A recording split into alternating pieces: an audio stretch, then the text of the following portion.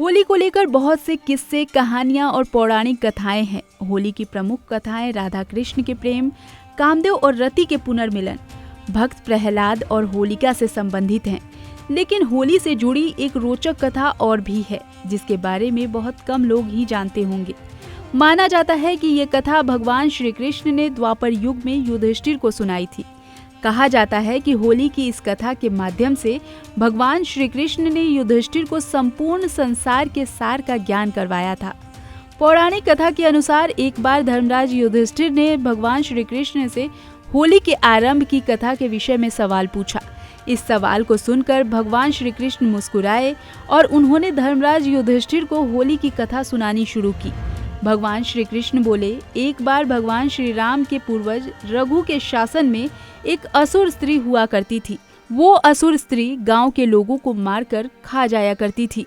धीरे धीरे वो गांव के बच्चों को भी अपना शिकार बनाने लगी।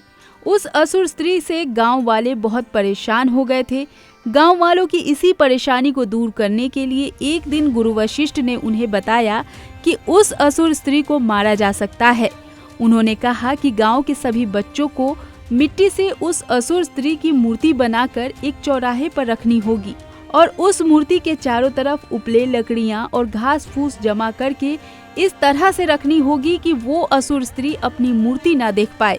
इसके बाद उस जगह की पूजा अर्चना करके घास फूस, उपले और लकड़ियों के साथ ही उस मूर्ति को जला दे तो वो असुर स्त्री मर जाएगी और गांव वाले उससे मुक्त हो जाएंगे। गुरु वशिष्ठ जी की बात मानकर बच्चों और गांव वालों ने ऐसा ही किया। इसके बाद असुर स्त्री के मरने पर सभी गांव वालों ने खुशी से नृत्य किया और मिठाइयां बांटकर बुराई पर अच्छाई की जीत का जश्न मनाया। इस कथा को सुनकर धर्मराज युधिष्ठिर ने फिर से भगवान श्री कृष्ण से प्रश्न किया कि क्या होलिका दहन भक्त प्रहलाद और होलिका से जुड़ा हुआ नहीं है? ये तो बिल्कुल ही अलग कथा है। युधिष्ठिर का सवाल सुनकर श्री कृष्ण ने मुस्कुराकर कहा, हे युधिष्ठिर, इस संसार में हर युग में वही घटनाएं बार बार घटती हैं जो पहले भी घट चुकी हैं। जो कुछ भी हो रहा है वो पहले भी हो चुका है और जो आज हो रहा है वो कल भी होगा। हर घटना में इससे जुड़े चरित्र बदल जाते हैं, लेकिन उस घटना की सीख वही रहती है। जैसे होलिका दहन को बुराई पर अच्छाई की जीत के रूप में देखा जाता है, अगर होलिका आग में नहीं जली होती तो उसी तरह की किसी और बुरी शक्ति का अंत भी इसी तरह से हुआ होता।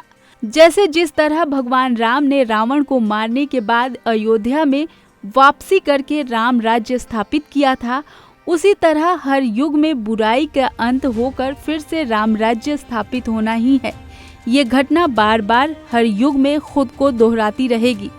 इस घटना से जुड़े पात्र बदल जाएंगे, लेकिन ये घटनाएं संसार का अर्थ और नियम समझाने के लिए निरंतर हर युग में घटती रहेंगी। यही संसार का नियम है। हर एक युग इसी तरह से चलता रहता है। इस वजह से हर मनुष्य को अपने कर्मों की प्रधानता को समझकर अपने कर्मों पर ध्यान देना चाहिए। कर्म सर्वोपरि हैं।